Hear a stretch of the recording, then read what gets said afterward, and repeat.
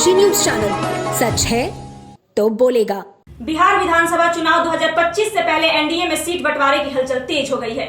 केंद्रीय एमएसएमई मंत्री और हिंदुस्तान अवाम मोर्चा के अध्यक्ष जीतन राम मांझी ने दावा किया है कि दशहरे के बाद एनडीए की बैठक में सीटों का बंटवारा फाइनल हो जाएगा। वाराणसी में आयोजित एमएसएमई सेवा पर्व कार्यक्रम के दौरान पत्रकारों से बातचीत में मांझी ने विपक्षी नेता तेजस्वी यादव पर तीखा प्रहार किया। उन्होंने कहा कि तेजस्वी अच्छे काम को भी दूसरे नजरिए से देखते हैं और जनता को गुमराह करने का काम कर रहे हैं।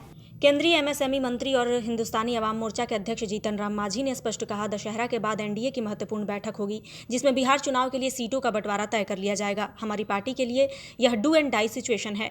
हम 20 सीटों का दावा कर रहे हैं ताकि विधानसभा में मान्यता मिल सके। उन्होंने जोर देकर कहा कि एनडीए में सब ठीक है और सीट शेयरिंग का फार्मूला लगभग तैयार है। चुनाव आयोग की तारीखों के ऐलान के बाद ही फाइनल घोषणा होगी, जो नवंबर में 3 चरणों में होने वाले मतदान से पहले हो सकती है। बिहार में एनडीए में बीजेपी, जेडीयू के अलावा चिराग पासवान की एलजेपी, मांझी की हम और उपेंद्र कुशवाहा की आरएलएम जैसी पार्टियां शामिल हैं।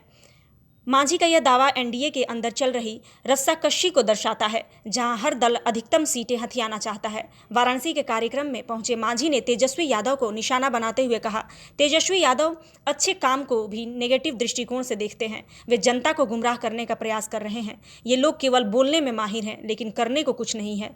मांझी ने विपक्ष पर जंगल राज लाने की साजिश रचने का भी आरोप लगाया। यह कटाक्ष बिहार में शराबबंदी, कानून व्यवस्था और विकास के मुद्दों पर चल रही बहस के बीच आया है, जहां तेजस्वी लगातार नीतीश भाजपा सरकार पर हमलावर हैं।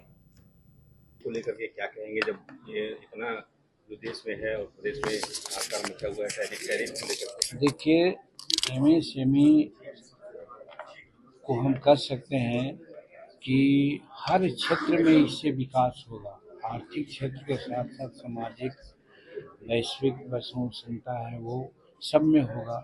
इसको आगे बढ़ाने के लिए हम लोग बहुत प्रचार प्रसार कर रहे हैं। नए आर्टिजन को ट्रेनिंग दे रहे हैं, उनको प्रोत्साहित दे रहे हैं, बैंक गारंटी दे रहे हैं, बिना कर्ज बिना सूद के भी कर्ज दे रहे हैं। तो आज लगभग हम लोग 29 करोड़ लोगों को व्यवसाय दे दिया है। हम लोग का टारगेट है कि इसको कम से कम 60-70 करोड़ लोगों को हम देंगे। उसके लिए हम लोग कार्रवाई कर रहे हैं और एमएसएमई का अगर प्रचार प्रसार जैसा हम लोग कर रहे हैं, हमको उम्मीद है कि 5 साल में हम लोग ये भी टारगेट अचीव कर लेंगे और हमारे यहाँ जो अनएम्प्लॉयमेंट की स्थिति है वो दूर होगी और हमारा एमएसएमई के माध्यम से प्रोडक्शन भी